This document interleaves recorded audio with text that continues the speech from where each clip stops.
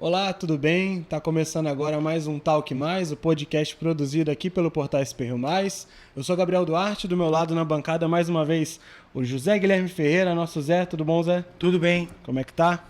Hoje a gente recebe aqui no podcast o prefeito de Taubaté, Sérgio Vitor, que há pouco tempo completou os primeiros 100 dias à frente do comando da cidade. Seja muito bem-vindo, Sérgio. Queria começar esse nosso papo te perguntando uma coisa leve, né? Qual foi a principal dificuldade nesses primeiros 100 dias dentro desse período? O que te tirou mais o sono na administração municipal? Obrigado, Gabriel, Zé, todo mundo aqui do SP Rio Mais, feliz de estar aqui novamente.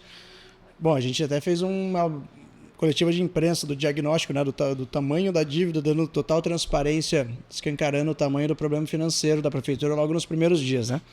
Vence nesse primeiro mandato, né, uma dívida de R$1 bilhão que vence agora em 4 anos, sendo 640 milhões no primeiro ano, 38% do orçamento. Então, esse é o tamanho do desafio financeiro, né? A gente tem outros desafios de governança, de infraestrutura,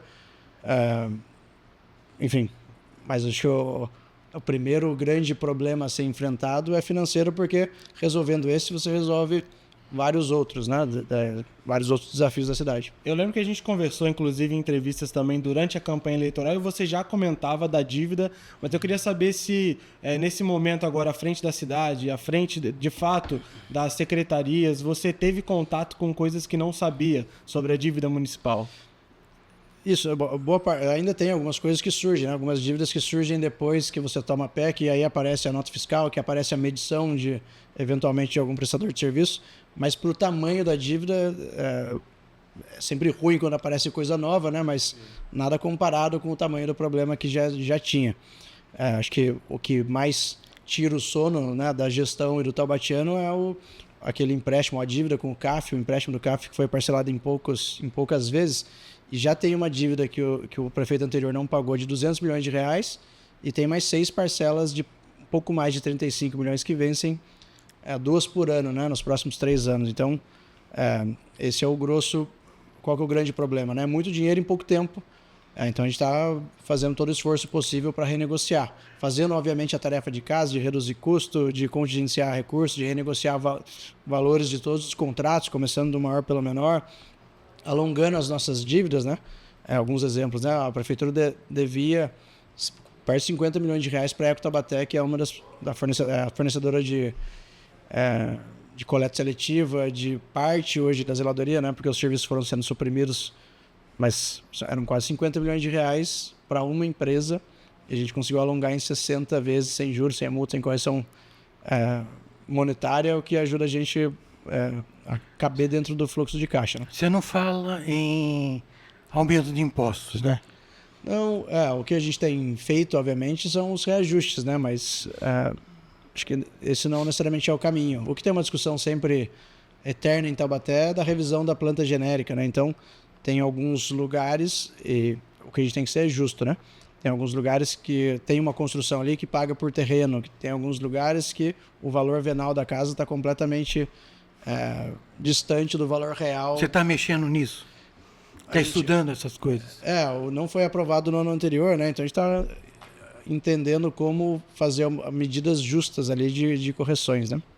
Perfeito. Tá, uma questão de segurança, né? Uhum. A gente viu nesses dias atrás uma denúncia de envolvimento de GCMs num homicídio, e a prefeitura prontamente afastou os envolvidos para apuração. Uhum.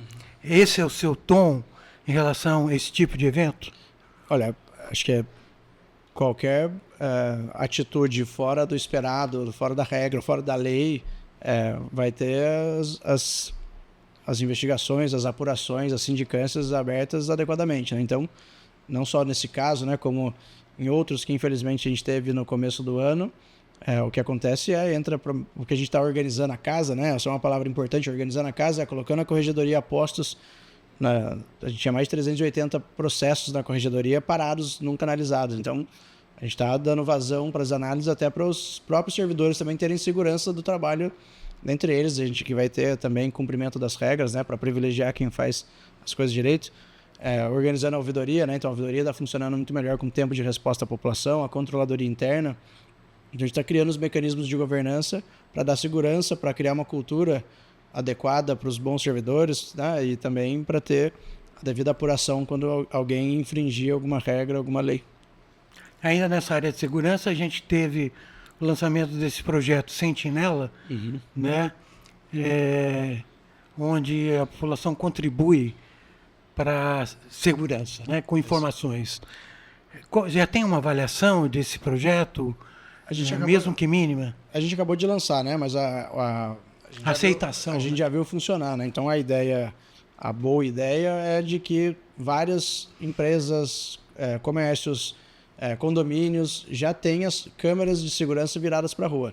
O que a gente quer, a gente abriu a nossa plataforma da prefeitura para que essas câmeras possam ser conectadas no seu sistema com a anuência do prestador de serviço ou do dono do comércio, do condomínio ali, enfim, para a prefeitura e para as nossas forças de segurança conseguirem ampliar o seu campo de visão. A gente não vai ter equipe olhando 100% das câmeras, porque se a gente tiver sucesso nesse programa, a gente pode ampliar radicalmente o número de câmeras, mas isso ajuda muito no tempo de resposta, no tempo de investigação. Se você liga para a guarda, por exemplo, no nosso centro de gestão da segurança ali, e você fala de uma atividade suspeita, enfim, se a gente tiver câmeras conectadas, a gente consegue acompanhar o caso, consegue olhar se é suspeita, se a ameaça é real. Obviamente, se você for assaltado, se acontecer alguma coisa com você, quando a polícia civil...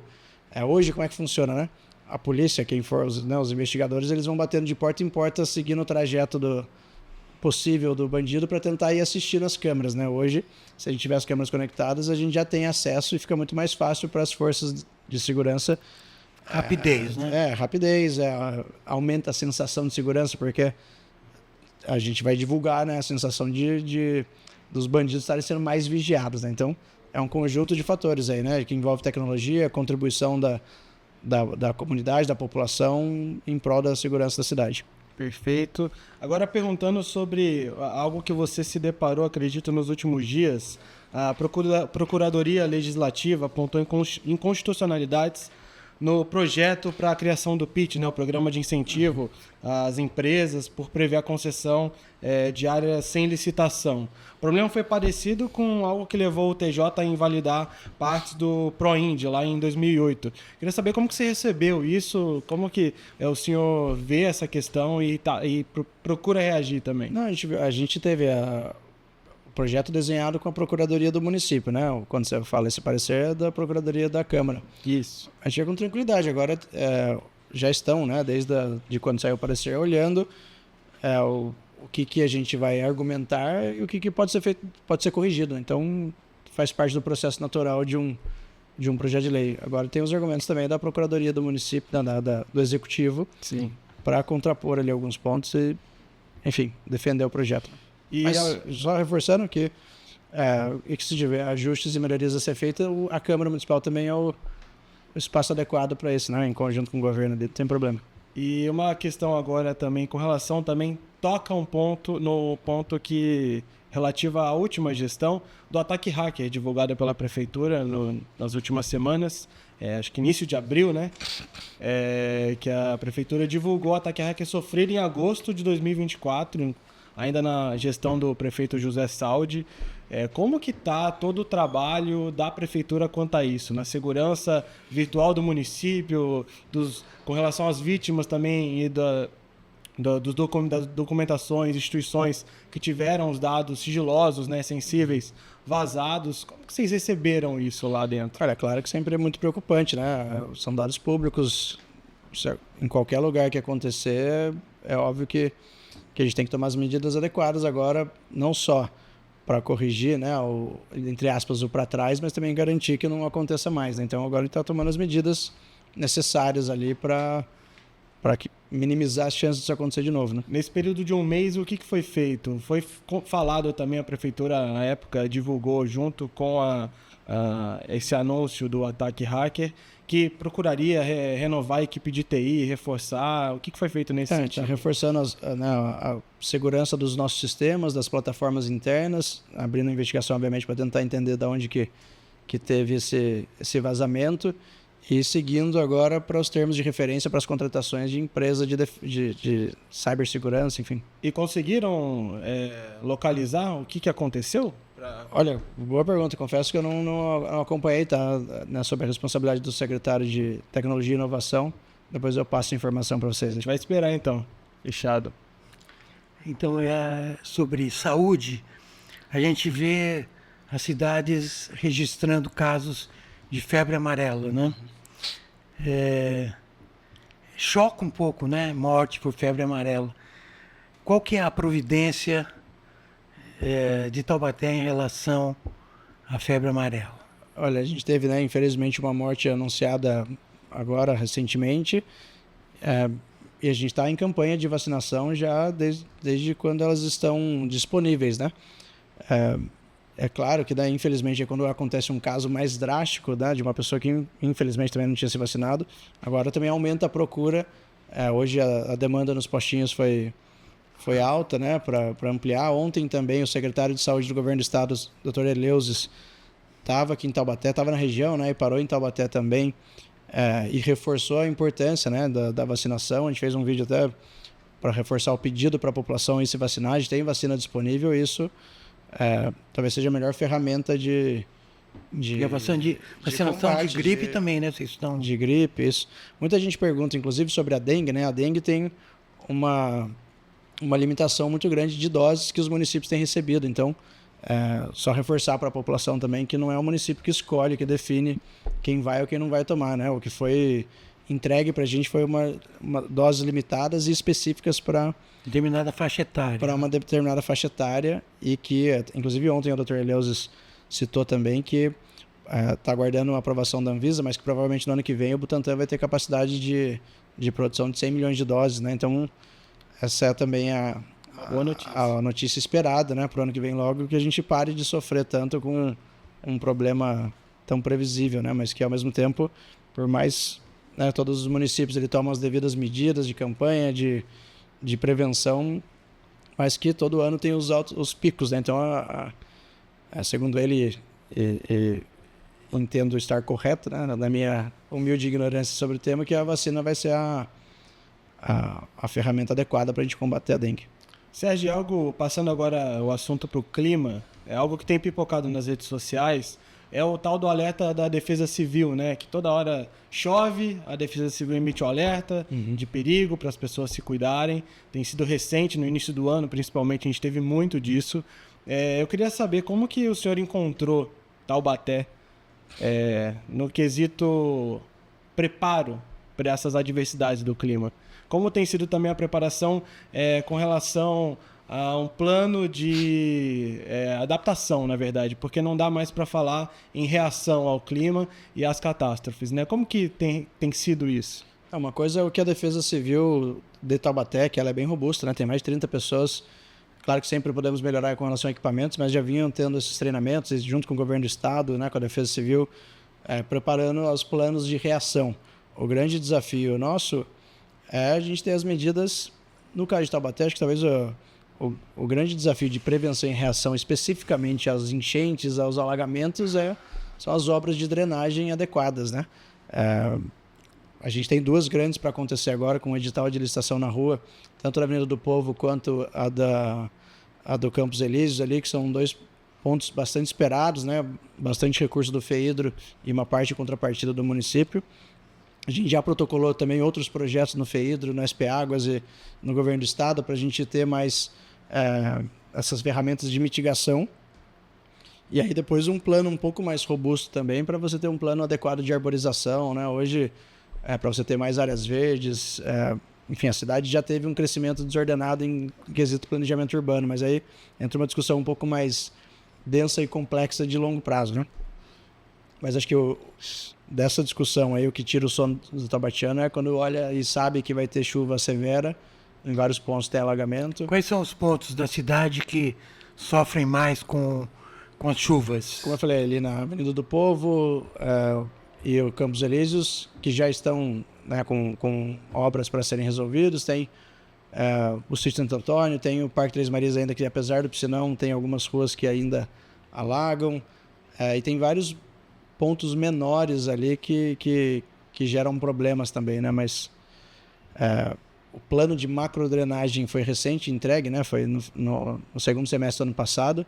Então, você vê que tem mais de 100 pontos ali de alterações, de ajustes que precisam ser realizados. Isso também exige um investimento significativo para você conseguir corrigir, né?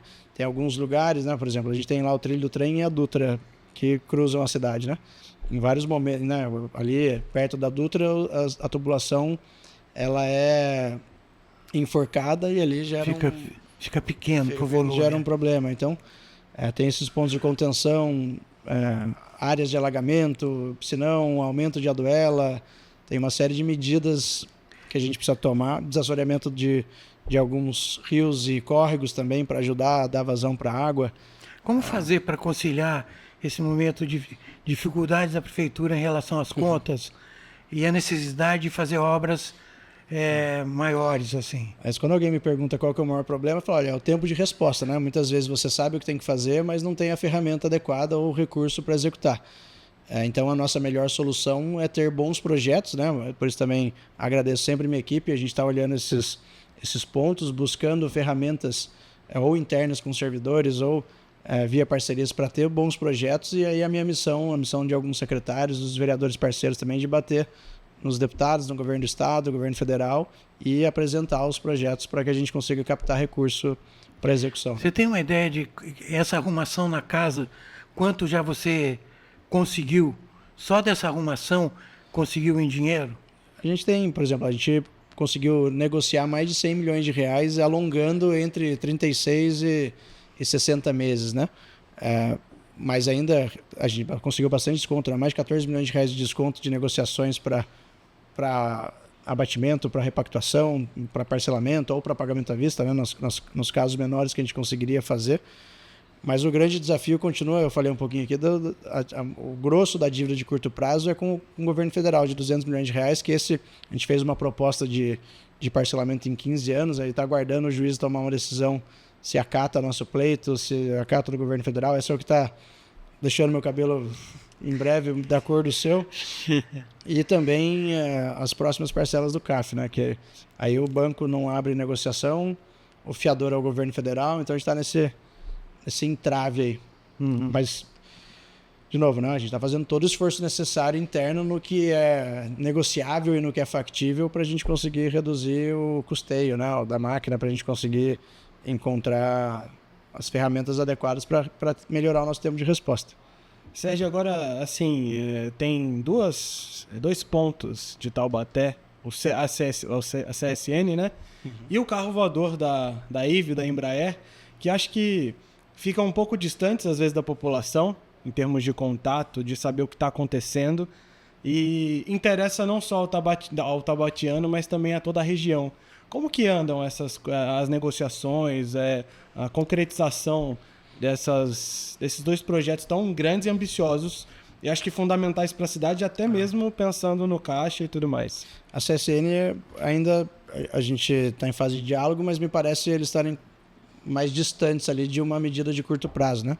Já a Embraer, a gente foi visitar ali, né, o CEO da IVE Air Mobility ali, e o planejamento nesse final de ano que vem, estruturar a fábrica para começar a ordem de serviço em 2027, né? Então, a gente está animado, né? Está ansioso também para a vinda deles. Porque isso ajuda a economia, né? Ajuda muito, né? Então, assim, isso a gente falou bastante em campanha também. O diagnóstico não tem solução de curto prazo. O que tem de curto prazo é o que depende da gente e processos internos, né? Então, na questão de planejamento, licenciamento ambiental, tudo as equipes estão rodando bem. O nosso recorde ali, né? Aprovou um projeto de grande porte ali do Oba Hortifruti em 16 dias úteis. Tem aprovado bastante loteamento, condomínio, obra, né, de prédio, construção de forma geral num prazo curto, porque daí você dá celeridade para a pessoa ou para o empreendedor começar a investir dinheiro e gerar emprego na cidade. Acabou de sair hoje também uma última etapa que precisava da van, que está indo para o centro da cidade, né? Que vai ser muito importante para a gente também. Está na fase final da aprovação do projeto do Hospital São Luís da Redditor, que a gente está muito animado também. Então, construção civil e o que depende de aprovação, a gente está sendo bem célere. Agora, atração de indústria depende, a gente começou a obra no Distrito UNA 1, né, de saneamento básico. A gente tem um desafio que foi falado várias vezes, né? Os nossos distritos industriais ainda estão irregulares, com saneamento insuficiente. Então, começou as obras, a gente está cobrando da Sabesp e invertendo as prioridades para que a gente deixe o nosso distrito industrial atrativo, para que mais empresas queiram vir, para que tenha licenciamento, que depende da CETESB, depende do saneamento. Aí a gente precisa ter uma infraestrutura adequada para eles quererem vir, ficar ou expandir em Taubaté, né? A gente está fazendo todo o esforço possível. As decisões de indústria não é uma tomada de decisão tão rápida quanto de construção civil, comércio, por exemplo. Né? Já tem algum nome de empresa? Exato. Eu citei algumas aqui, né, de comércio, serviços, de alimentação, até um hospital também que vai, né, paga imposto sobre serviço enquanto não tiver reforma tributária, paga ISS de obra, né, vai ser uma boa arrecadação para o município. Mas de novas indústrias ainda está na fase de negociação e a gente citou aqui um pouco também, né, para usar imóvel público, aí tem essa questão da legislação que a gente está aprimorando para dar mais segurança jurídica para quem vier e quiser usar uma área pública, né? Então, essa ainda tem alguns ajustes a serem feitos, tem que ser aprovado na Câmara Municipal, para depois a gente começar a fazer o chamamento público aí, né, à medida que for definida na reta final aí. E o senhor falou que fez visitas à Embraer, inclusive nesse sentido a gente vê que a Embraer tem divulgado muito pouco, porque toda a construção desse projeto, esse sistema de carro voador, né, o eVTOL, é muito nova, né, para o mundo inteiro.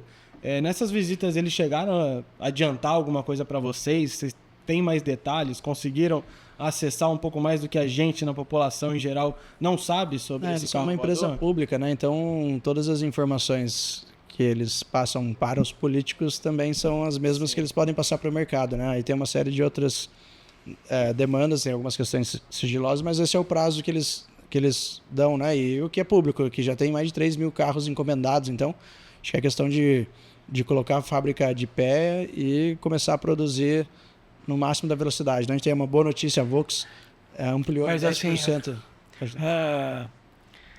Vai envolver uma cadeia, né? Quer dizer, o carro voador vai envolver uma cadeia de outras empresas, né? Para produção de peças, etc.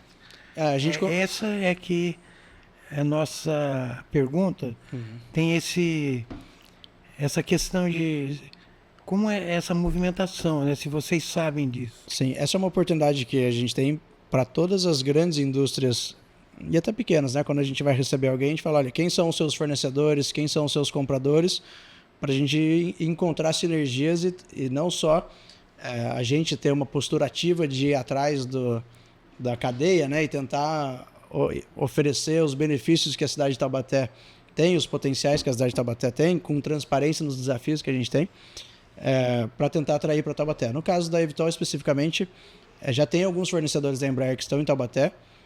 Muitos fornecedores são de fora do Brasil, alguns estão em São José, então a gente está conversando, né? Mas eles já estão majoritariamente razoavelmente instalados aqui pela região.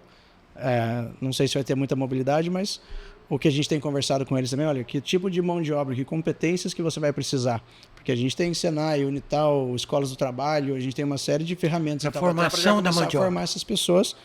E por mais que eles não, né, ainda tenham tempo, o que a gente quer é ter várias pessoas bem formadas naquela área, naquela demanda, para quando eles forem abrir, a gente aumentar a chance do emprego ficar para o taubatiano e deles terem celeridade na contratação. E óbvio, se você treina para a competência da Embraer, né, essa habilidade também é muito bem aproveitada em outras empresas. Então, com todo mundo, né? A gente tem um programa chamado Trilhas do Futuro que a gente desenha junto com a indústria, junto com o setor, para tentar formar pessoas com as competências adequadas para aquela demanda, né? Acho que a gente quer aumentar, a gente não quer falar quantos cursos a gente ofereceu, a gente quer falar quantas pessoas a gente ajudou a conseguir um emprego, um emprego bacana, né? Prefeito, a gente tem interlocução com muita gente da cultura. E há um certo consenso, não sei se o senhor concorda, que Taubaté ainda não tomou Monteiro Lobato para valer, do ponto de vista do que a imagem de um turismo literário poderia contribuir até com a vida econômica da cidade. O senhor concorda com isso? Concordo. A gente acabou de sair da Semana do Monteiro Lobato, né?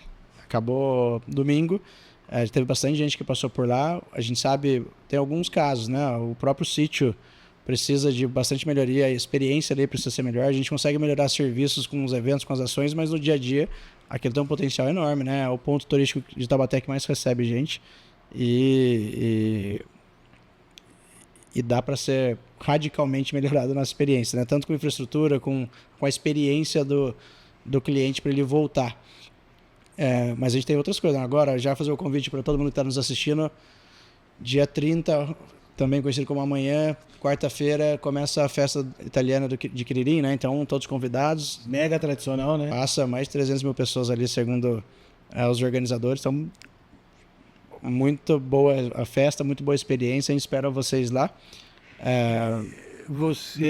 Prefeito, qual a sua a marca que você quer deixar nessa área de cultura? Tem alguma coisa especial?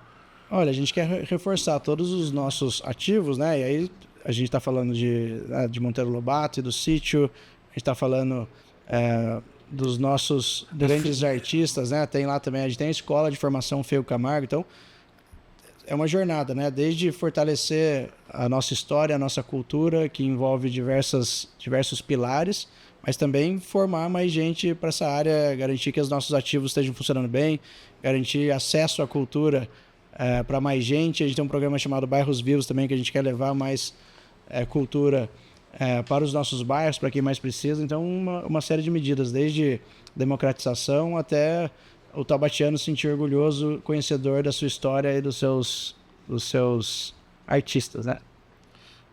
Zé, vamos falar de política agora? A gente está caminhando já pro fim do nosso bate-papo, então a gente deixa agora a coisa mais chata para algumas pessoas, mais interessante para outras. Mas perguntando sobre o portal Vale, junto com a Rede Samp, divulgou uma série de pesquisas nos últimos dias. Uma delas dizendo que 72% da população taubatiana aprova a gestão do governador Tarcísio de Freitas. A gente sabe que o senhor tem um bom relacionamento lá no Palácio. Queria entender como que o senhor vê esse dado, se isso pode trazer, né, esse bom relacionamento e também a aprovação da população da gestão estadual, frutos para Taubaté em termos de relacionamento, em termos de novidades, aportes. Olha, eu sempre tive um excelente relacionamento com o governador Tarcísio, agora enquanto prefeito aproximando ainda mais, né? Eu estive como deputado nos três primeiros meses dele como governador, né? Meu mandato acabou dia 14 de março, e depois como chefe de gabinete do deputado Léo Siqueira. Agora como prefeito, né? A gente está muito animado com as perspectivas, né? Teve anúncio na área da habitação para Taubaté, teve anúncio de obras nas estradas rurais das Sete Voltas e Rio das Antas, mais recentemente firmado aí uma parceria sendo desenhada, né, os detalhes de como o governo do estado vai aportar bastante recurso para a gente reformar por completo o nosso hospital universitário. O anúncio, né? Feito lá, né? Feito lá no prestígio, na sala né? dele, Não foi feito aqui em São José, foi feito em Taubaté. Não, isso com o secretário Eleusis, né? Mas a gente esteve no gabinete com ele já há uns 15 dias, onde a gente apresentou para ele um plano diretor de obras, né? Que a gente está com um pré-projeto ali aprovado, e agora detalhando todo o checklist que precisa para firmar o convênio com o governo do estado. O hospital universitário, hospital municipal universitário, né? Que precisa de significativa melhoria, né? Está semi-fechado desde 2023. A gente já conseguiu voltar diversas cirurgias, mais de 1.600 cirurgias em diversas áreas, também exames de ultrassom, tomografia, ecocardiogramas, mas ainda precisa melhorar muito para a gente conseguir atender dignamente o taubatiano. Então, particularmente, penso bastante parecido como ele também, não só dada a devida proporção, aí, né? Humildemente na forma de pensar, na forma de gerir. Então eu espero que ele siga firme aí como governador também, falando de política já, né? Claro. Porque daí seria muito bom para Taubaté, para a gente dar sequência nesses projetos iniciados. Perfeito. E só para fechar, então, também falando da aprovação do senhor, né, à frente da cidade, 69,4% aprovam. Esse número, de alguma forma, te surpreende, te motiva, te deixa ansioso? Como que o senhor enxerga? Eu acho que a população, assim, é muito próximo, até um pouco mais, né, com a nossa votação no segundo turno. Eu acho que é um voto de confiança da população de que eles perceberam uma mudança de postura, uma mudança de como a gestão vem reagindo aos problemas de sempre da cidade, mas também eu vejo com muito pé no chão e com muita responsabilidade, porque eu sei que a gente tem muito mais para fazer, que a cidade está longe do ideal, que em 100 dias jamais seria suficiente para resolver os grandes problemas da cidade, mas eu acho que é um voto de confiança de, olha, entendemos que você está indo no caminho certo, né? A gente está sendo transparente toda semana, fazendo um resumo semanal, apresentando também.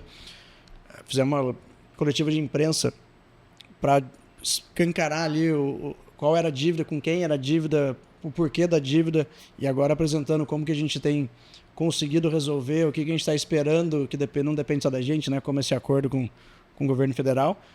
E essa vai ser a nossa postura, né? Com bons projetos para captar dinheiro de fora, fazendo o nosso dever de casa de redução de despesas desnecessárias, revisão de contrato, enfim, governança. E a gente está animado com o tanto de oportunidade que Taubaté tem. De novo, sabendo dos desafios, tem algumas barreiras muito grandes na frente, mas que devagarinho a gente vai organizar a casa, vai colocar a casa em ordem, vai entregar os serviços e a cidade que Taubaté merece. Como que o taubatiano está te chamando já? É seu Sérgio? Não, tem a parte... O doutor Sérgio, seu Sérgio? Não, de forma alguma. Eu acho que também por eu ser bastante informal, né? Muita gente me chama de Sérgio Vitor. O Sérgio tem quem vai ganhando intimidade chama de Serginho, né? Que é o apelido para quase todas as pessoas que me conhecem há bastante tempo. Maravilha. Então, Serginho, seja muito bem-vindo. Obrigado. Tantas outras vezes aqui no podcast Talk Mais. Agradeço demais a sua participação aqui no podcast, um papo muito enriquecedor. Então, volte mais vezes. Muito obrigado, Gabriel. Zé, feliz de estar aqui com vocês. Né? Respeito bastante vocês, o trabalho de vocês. Animado aqui de vir poder fazer uma prestação de contas aí dos 100 dias da nossa gestão. E nos convidem que voltamos. Maravilha. Obrigado a você também que acompanhou a gente aqui. Esse episódio e tantos outros aqui do Talk Mais ficam disponíveis no YouTube, no Spotify, nas plataformas de streaming e também no nosso portal sprriomais.com.br. Até a próxima!